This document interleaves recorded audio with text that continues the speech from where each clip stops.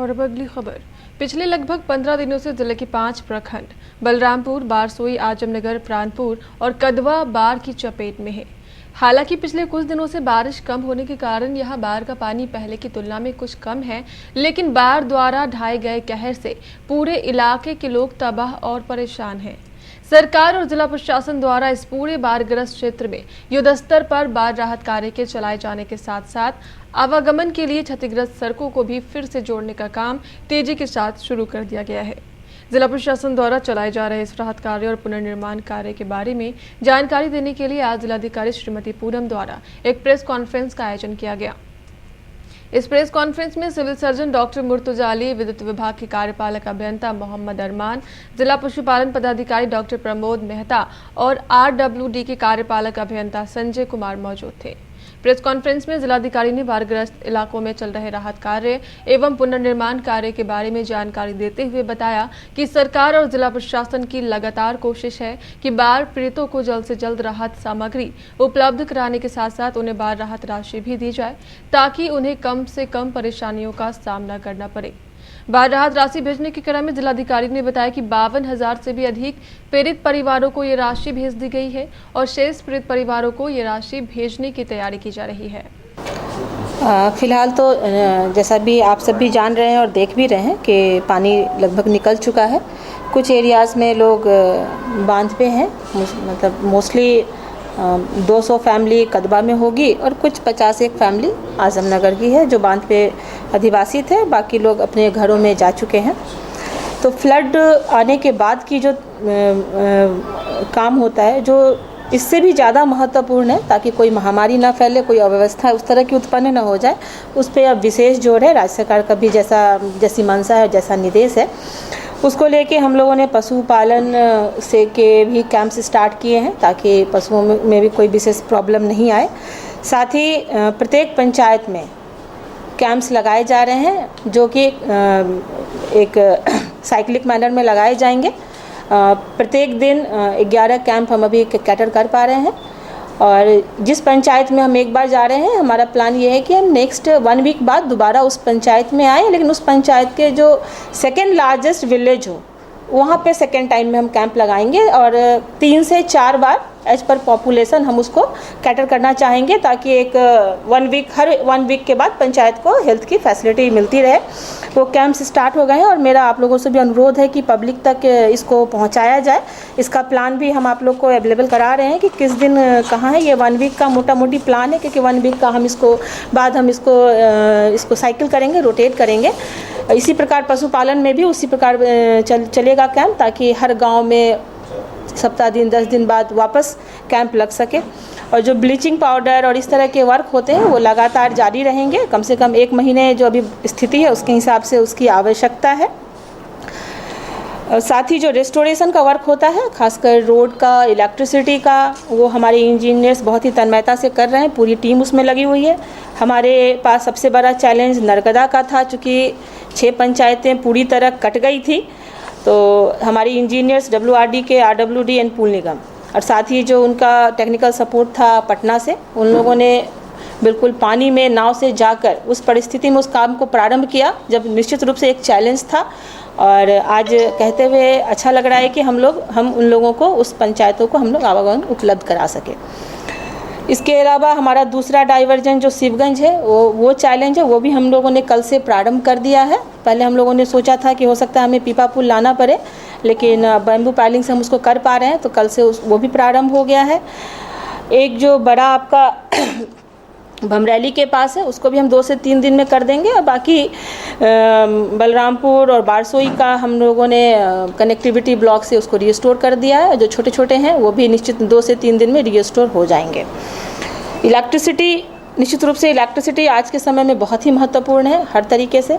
तो जैसा कि हमारे इंजीनियर साहब ने आपको पहले भी बताया है कि हम अब 6 प्रखंड जो 3-4 दिन से बिल्कुल प्रभावित हो गए थे उसमें इलेक्ट्रिसिटी सप्लाई प्रारंभ कर चुके हैं। 132 kV फीडर का जो कुछ पोल्स का है वो भी हम जल्दी ही उसको रिस्टोर कर देंगे। इसके अलावा जो एक ग्रेच्युटी रिलीफ जाती है लोगों के खाते में, उसको लेके हमारा थोड़ा विशेष कंसर्न है। जैसा राज्य सरकार की मंशा है, 66,283 लोगों के खाते में पैसे डाले जा चुके हैं। 82,000 डाटा हमारा अपलोड है, मतलब जो इसका गैप है वो आज से कल में चला जाएगा।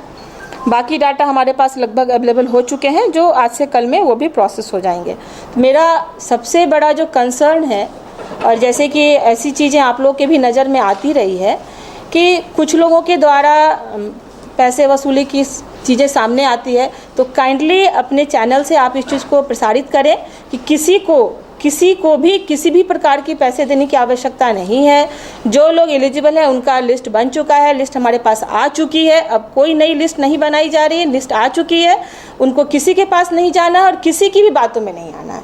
कृपया इसको प्रचारित करें ताकि पब्लिक इन चीज़ों में ना फंसे, और खाते में सीधे RTGS से जा रहा है और बहुतों के खाते में चला भी गया है। हम लोगों ने मिनी स्टेटमेंट भी देखे हैं, मैसेज भी देखे हैं। तो इस प्रकार की पहली बार राज्य सरकार PFMS से सेंट्रलाइज सिस्टम से पेमेंट कर रही है, जो बहुत ही सक्सेसफुल तरीके से हो रहा है, और एक ट्रांसपेरेंसी और ई-गवर्नेंस का जो एक सिस्टम होता है उसको हम लोग देख पा रहे हैं। तो मेरा एक विशेष अनुरोध यही है। साथ ही अगर आप लोग कोई सजेशन देना चाहते हैं तो आप बता सकते हैं, हमारी सारी टीम यहाँ पे है। आपके सजेशन पे जो भी पॉजिटिव वर्क हो सकेगा हम लोग करने के लिए तैयार हैं। पानी उतरते ही जैसा निर्देश होगा उसके हिसाब से उसका सर्वे किया जाए। प्रेस कॉन्फ्रेंस में मौजूद सिविल सर्जन ने बाढ़ग्रस्त क्षेत्रों में चलाए जा रहे स्वास्थ्य शिविरों के बारे में जानकारी देते हुए बताया कि स्वास्थ्य समिति द्वारा बाढ़ग्रस्त क्षेत्रों में 35 स्वास्थ्य शिविर चलाए जा रहे हैं। ये स्वास्थ्य शिविर धीरे धीरे हर पंचायत में लगाए जाएंगे। बाढ़ग्रस्त एरिया में चलाए जा रहे स्वास्थ्य शिविरों की संख्या अब तक 35 है टोटल। इलाज कराए गए व्यक्तियों की संख्या 15,800 है।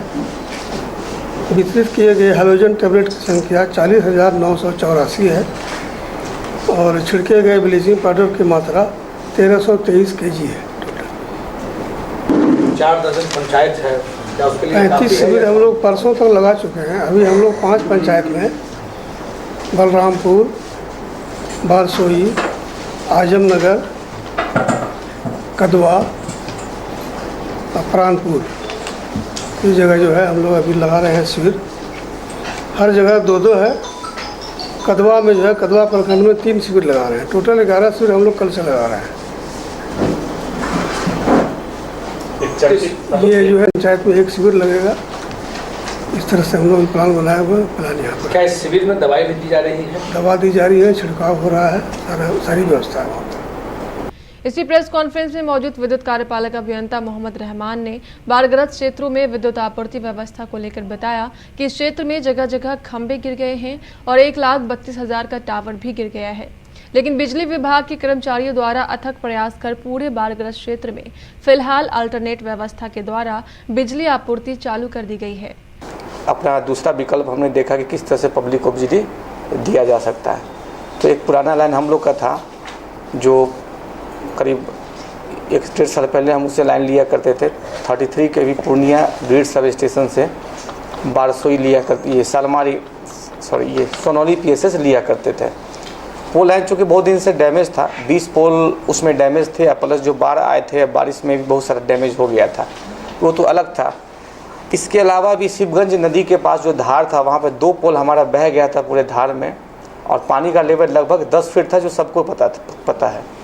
तो फिर हम लोग के पास ये चुनौती थी कि आखिर उस 2 पोल को कैसे लगाया जाए। बाकी काम तो हम लोग 20 पोल का हम लोगों ने सर्वे किया और अपनी टीम को हमने 3-4 लोकेशन पर लगा दिया कि आप इस पर काम कीजिए। 35 किलोमीटर का लंबा लाइन था।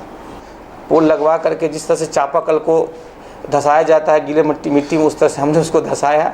धसाने के बाद करीब एक पोल में 25 से 30 बोरी जो झावा वगैरह होता है वो उसको डाल करके हमने उसको कम्पैक्ट किया, और कम्पैक्ट करने के बाद पोल कम्प्लीटली स्ट्रेंथ के साथ वो खड़ा हो गया। तब हम लोग को कॉन्फिडेंस आया कि जब एक पोल इस तरह से गाड़ सकते हैं। वो मेरा ट्रायल था, वो ट्रायल सक्सेसफुल हुआ, तो दूसरा पोल भी हमने गाड़ने का इंतजाम सेम मेथड में किया। क्या दावा करते हैं कितने दिन में बिजली उपलब्ध होगी? बिजली उपलब्ध तो हो गई ना। कल रात 8:20 पे पूरे लाइन को हमने चार्ज कर दिया, सोनौली पावर सब स्टेशन को, और रात भर बिजली मिली है। प्रेस कॉन्फ्रेंस में मौजूद RWD अर्थात सड़क निर्माण विभाग के संजय कुमार ने जानकारी देते हुए कहा कि बाढ़ग्रस्त क्षेत्रों में काफी सड़कें टूट गई है। इनमें से कुछ सड़कों को ठीक कर दिया गया है, बाकी के मरम्मती का कार्य चल रहा है।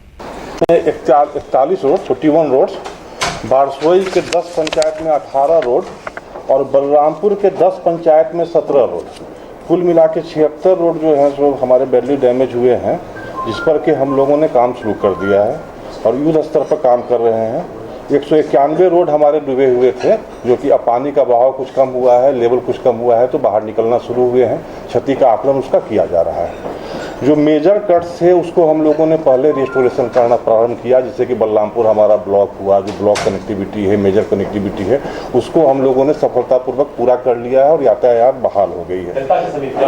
हाँ वो हम बताते हैं। मेजर कट, हाँ मेजर कट में 7 जो है सो हमने कंप्लीट किया है, जिसमें कि दतियन का कट है, जिससे कि बलरामपुर का हम लोग ब्लॉक को हम लोगों ने किया, उसको हम लोगों ने रात भर काम करके युद्ध स्तर पर काम करके आज उसको हमने अभी पूरा कराया है। बिघौर घाट का था, जैसे कि बड़ी आबादी हमारी वहाँ पर बारसोई में थी, उसको भी हम लोगों ने एकदम युद्ध स्तर पर काम करके पूरा कराया है।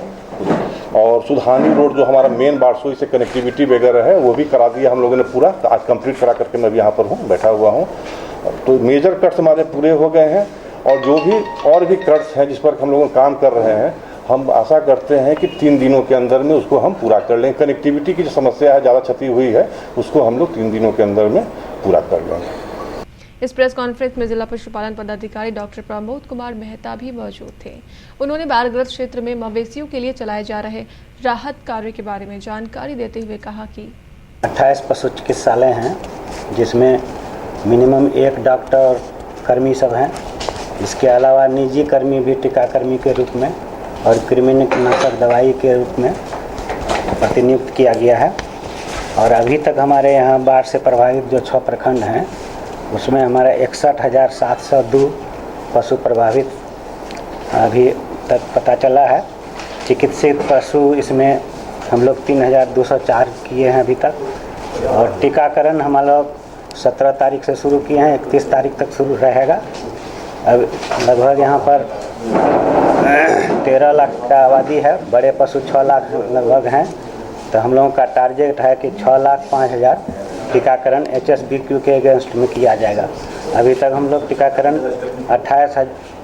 2,89,055 कर चुके हैं। कृमिनाशक भी हम लोग 18 तारीख से शुरू कर दिए हैं।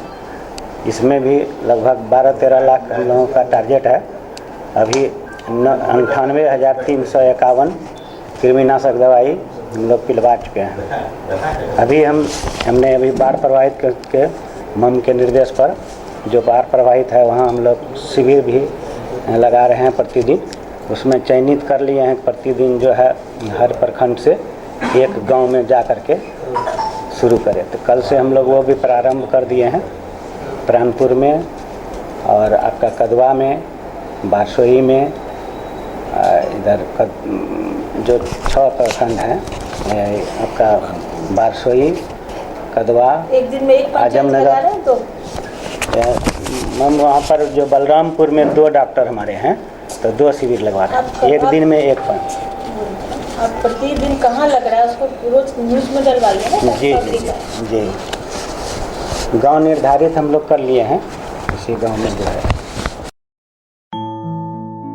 आपके नन्हे मुन्नों के लिए दुनिया की सबसे बेहतरीन आधुनिक झूले, पालने, गार्डन में घुमाने वाली गाड़ी, बैलेंस बाइक, खूबसूरत toy storage, animals printed storage box और हाई चेयर के अलावा और भी बहुत कुछ, जिससे आपके बच्चे का होगा भरपूर मनोरंजन और आपका नन्हा मुन्ना बनेगा तेज और तर्रार।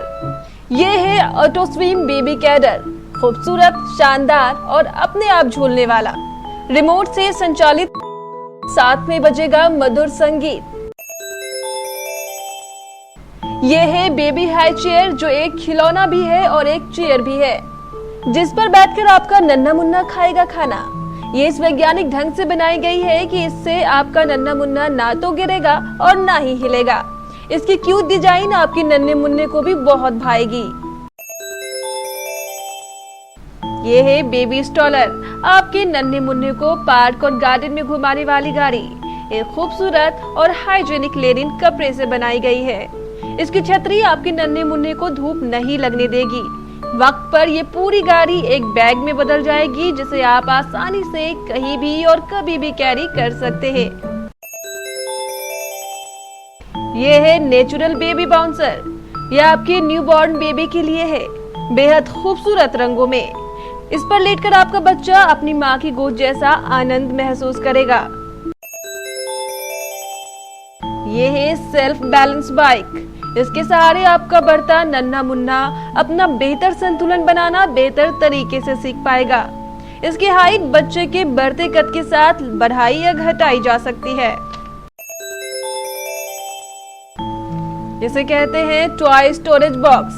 ये खूबसूरत कैनवस फैब्रिक का बना हुआ है। इसमें बने खूबसूरत चित्रों पर आपका नन्हा मुन्ना अपनी पसंद के हिसाब से बार बार रंग भरेगा। ये वॉशेबल है। इस पर बैठकर आपका नन्हा मुन्ना खेलेगा। जब वो थक जाए तो उसे आप पालने में सुलाएं और इसकी डोर खींच दें। ये स्वयं एक बैग बन जाएगा और आपके नन्हे मुन्ने के खिलौने इसी में हो जाएंगे पैक। खिलौने समेटने के झंझट से आपको मिलेगी मुक्ति।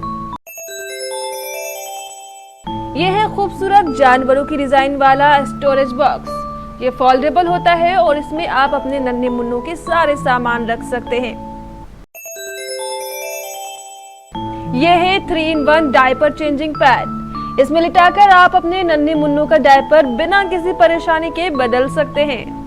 क्यों है ना आपके नन्हे मुन्नों के लिए लाजवाब?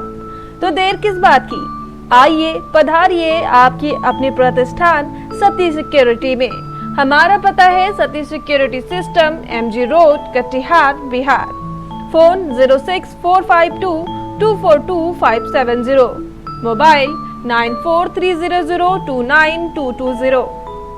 जो अपने नन्हे मुन्नों से करे प्यार, वो इन खिलौनों से कैसे करे इनकार। भारी ओपनिंग डिस्काउंट बस कुछ ही समय के लिए, जल्दी करें।